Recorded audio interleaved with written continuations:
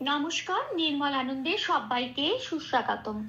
গুরুদেব প্রভু শ্রীকৃষ্ণ শ্রী রাধা মায়ের আশীর্বাদকে সারথি করে শ্রীমদ্ ভগবত গীতার প্রণাম মন্ত্র দিয়ে শুরু করছি আজকের গীতা পাঠ। শ্রীকৃষ্ণ হৃদয়ং গীতা সংসারমলনাশিনীং জ্ঞানং ভক্তিং মুক্তিদাত্রীং গীতা দেবীং নমস্তুতে। ওং নমো ভগবতে বাসুদেবায়, ওং নমো ভগবতে বাসুদেবায়, ওং নমো ভগবতে বাসুদেবায়। রাধে রাধে রাধে রাধে রাধে রাধে রাধে রাধে রাধে রাধে। শ্রীমদ্ ভগবত গীতা চতুর্থ অধ্যায় শ্লোক নম্বর 40। অজ্ঞাশ্চ শ্রদ্ধানশ্চ সংশয়াত্মা বিনশ্যতি নায়ং লোকস্তি ন পরঃ ন সুখং সংশয়াত্মনঃ। আচ্ছা, এখানে প্রথম লাইনের প্রথম পাঠটুকু হচ্ছে অজ্ঞাশ্চ শ্রদ্ধানশ্চ, এইটুকুনি। এটা আমি বাংলায় বললাম। এবার দেখি এটাকে কিভাবে সংস্কৃততে উচ্চারণ করব। একেবারে সংস্কৃত উচ্চারণের কাছাকাছি পৌঁছানো যায় সেই জন্য প্লাস প্লাস দিয়ে বাংলা হরফে লিখে সাজিয়ে নেওয়া হয়েছে। কিছু কিছু অক্ষর লাল রং দেওয়া হয়েছে। যে যে অক্ষরগুলোকে লাল রং দেওয়া হয়েছে চান্টিং এর চলনের সময় সেই অক্ষরগুলো উচ্চারিত হবে না, ঠিক তার উপরের ফার্স্ট ব্র্যাকেটে যে অক্ষরগুলো দেওয়া আছে সেগুলোই উচ্চারিত হবে। তাহলে প্রথম লাইনের প্রথম পাঠের সংস্কৃত উচ্চারণটা দেখে নেওয়া যাক। আচ্ছা, অজ্ঞাশ্চ, হ্যাঁ, এখানে অজ্ঞাটা গটা যে ওর আমি রেখে দিলাম, ভাঙলাম না। আর তারপর ছয় ছয় আকারটা, এটা একটা যুক্ত অক্ষর, এটাকে ভাঙবো।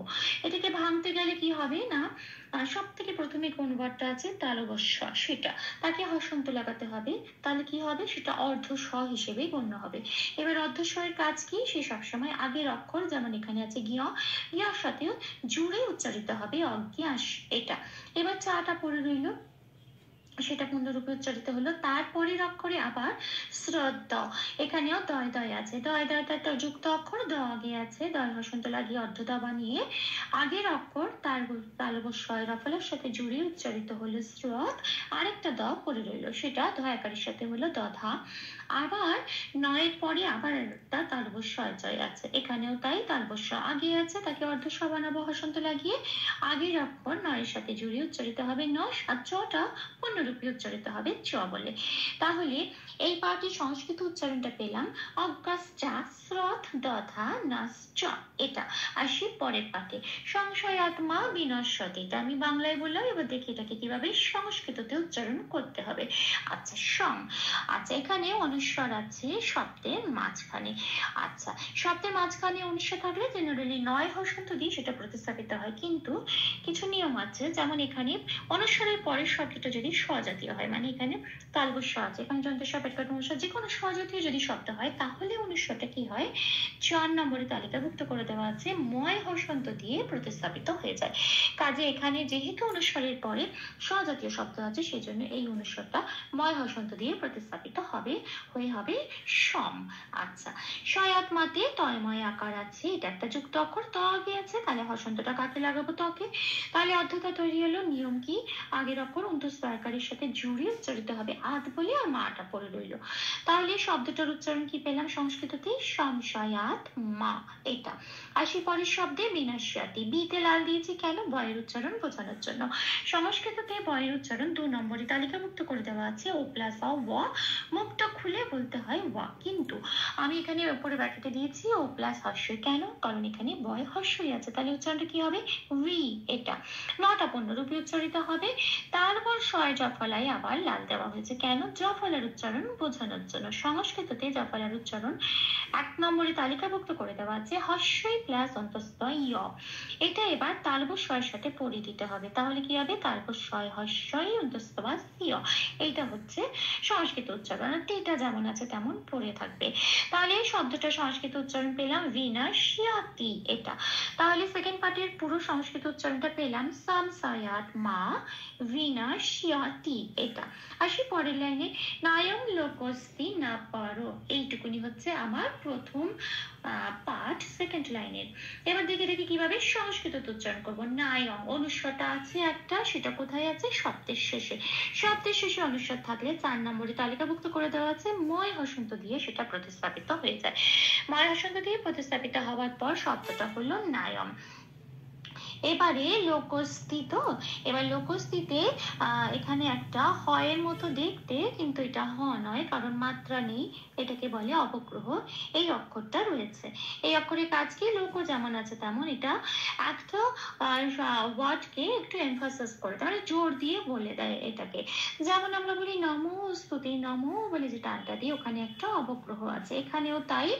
এর কাজ হচ্ছে আগের অক্ষর, যেমন এখানে ক, কয়ের সাথে যেটা আছে, যেমন এখানে ওকার আছে, এই ওকারটাকে এক মাত্রা বাড়িয়ে দেব, সেটাই অবগ্রহের উচ্চারণ হবে। তাহলে কো বলে এই যে টানটা দেবো, এটাই অবগ্রহের কাজ, আর কোর মধ্যেই অবগ্রহটা উচ্চারণ হয়ে গেল। তাহলে হলো লোক এটা। আচ্ছা, এবার তার অবগ্রহের পরের অক্ষর আছে যুক্তাক্ষর দন্তেশ্বয় হাস্য, দন্তেশ্ব আগে আছে, হসন্তটা দন্তেশ্বয় লাগাবো, তাহলে অর্ধস্ব হয়ে গেল আগের অক্ষর, এই অবগ্রহের সাথে জুড়ে উচ্চারিত হবে ওস, আর তিটা যেমন আছে তেমন পড়ে রইল। তাহলে শব্দটার উচ্চারণ পেলাম লোকস্তি, এটা নটা পণ্যরূপে উচ্চারণ হবে। আর পরো, আচ্ছা এখানে পরোটার মধ্যে যেহেতু আমার সেকেন্ড লাইনের প্রথম পাংটা ভাঙছে, যখন ভাঙে তখন সেই শব্দটা অরিজিনাল শব্দ হিসেবে বেরিয়ে আসে। এখানে অরিজিনাল শব্দটা হচ্ছে পারা, বিসর্গ আছে যেটা আমি লাল দিয়ে দেখিয়েছি। এইবারে যখন এই পরোটা বিসর্গটা চলে গিয়ে যখন এই শ্লোকের মধ্যে ঢোকে, দুটো পার্ট যখন একসাথে শ্লোকের মধ্যে একটা লাইন হয়, তখন এই বিসর্গটা উচ্চ হয়ে এই রয় ওকারটা হয়। এখন যখন আমি চ্যান্টিং এ চলনের সময় এটা পার্ট হিসেবে ভাঙছি, এটা যখন সেকেন্ড লাইনের প্রথম পার্টের শেষ শব্দ হচ্ছে, তখন এটা অরিজিনাল শব্দ নিয়ে বেরোচ্ছে, মানে ওকারটা উচ্চ হয়ে এখানে পারা বলে বিসর্গটা চলে আসছে। তাহলে এখন আমি বিসর্গ দিয়ে এটাকে চ্যান্টিং করব। এবার বিসর্গ দিয়ে চ্যান্টিং করার নিয়ম হচ্ছে, যেহেতু বিসর্গটা শব্দের শেষে আছে এবং এটা পংক্তিটার মানে শেষ শব্দ, সেজন্য এটা 5 নম্বরে তালিকাভুক্ত করে দেওয়া আছে পূর্ণ হ দিয়ে প্রতিস্থাপিত হয়ে যাবে। পূর্ণ হ দিয়ে প্রতিস্থাপিত হওয়ার পর শব্দটা দাঁড়ালো পারাহ, যেটা আমি উপরে ব্র্যাকেটে দিয়েছি।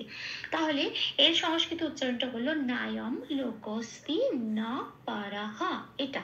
আর শেষ পাঠে না সুখং সংশয়াত্মানা, এখানে একটা বিসর্গ আছে, নটা পণ্যরূপে উচ্চারিত হবে। সুখমে অনুস্বর আছে শব্দের শেষে, শব্দের শেষে অনুস্বর থাকলে 4 নম্বরে তালিকাভুক্ত করে দেওয়া আছে ময় হসন্ত দিয়ে প্রতিস্থাপিত হয়ে যায় না সুখম, এটা পেলাম। আচ্ছা, সংশয় আত্মানাতে বিসর্গ আছে, সঙ্গে অনুস্বর আছে এবং আগের মতোই তালবস্য আছে, মানে অনুস্বরের পরের অক্ষর যেহেতু স্বজাতীয়, সেই জন্য এই অনুস্বরটাও 4 নম্বরে তালিকাভুক্ত করে দেওয়া আছে ময় হসন্ত দিয়ে প্রতিস্থাপিত হয়ে যাবে, তাহলে এটা হলো সম। আচ্ছা, সয়া। আচ্ছা, এখানে আত্মানতে তয় ময় আছে, এটা একটা যুক্ত অক্ষর, ত আগে আছে, তকে হসন্ত লাগিয়ে অর্ধতা বানিয়ে অন্তঃস্থকারের সাথে জুড়ে উচ্চারিত হলো আত, আর মটা পূর্ণরূপে উচ্চারিত হলো নহতে বিসর্গ আছে। আচ্ছা, বিসর্গ আছে শব্দের শেষে, শুধু তাই নয়, শব্দটা কোথায় আছে? শব্দটা পংক্তির শেষ শব্দ, কাজেই 5 নম্বরে তালিকাভুক্ত করে দেওয়া আছে পূর্ণ হ দিয়ে এটা প্রতিস্থাপিত হবে। তাহলে হবে মানাহ। তাহলে আমি সেকেন্ড পার্টি সংস্কৃত উচ্চারণটা কি পেলাম? না সুখম সামসায়াত মানাহ। ভুল ত্রুটি ক্ষমা করে দেবেন, অনুশীলনের সুবিধার জন্য 3 বার করে চান্ট করে দেওয়ার চেষ্টা করলাম। অগস্ত্য স্রাদ্ধধানশ্চ সংশয়াত্মা বিনশ্যতি, নায়ম লোকস্তি ন পরঃ ন সুখম সংশয়াত্মনঃ। অগস্ত্য স্রাদ্ধধানশ্চ সংশয়াত্মা বিনশ্যতি, নায়ম লোকস্তি ন পরঃ ন সুখম সংশয়াত্মনঃ। অজ্ঞশ্চ শ্রাদ্ধধানশ্চ সংশয়াত্মা বিনশ্যতি, নায়ম লোকস্তি ন পরঃ ন সুখম সংশয়াত্মনঃ। রাধে রাধে রাধে রাধে রাধে রাধে রাধে রাধে রাধে রাধে। তপ্ত কাঞ্চন গৌরাঙ্গীম রাধে বৃন্দাবনেশ্বরী, বৃষভানুসুতে দেবে তাং প্রণমামি হরে প্রিয়ে। প্রভু ও শ্রী রাধা মায়ের কৃপা দৃষ্টি আমাদের সবার উপর বর্ষিত হোক। ধন্যবাদ। আপনাদের উৎসাহে আমার অনুপ্রেরণা, আমার সকল ভুল ত্রুটির ক্ষমা প্রার্থনা প্রভুর চরণে অর্পণ করলাম। ওম কৃষ্ণায় বাসুদেবায় হরয়ে পরমাত্মনে প্রণত ক্লেশনাশায় গোবিন্দায় নমো নমঃ।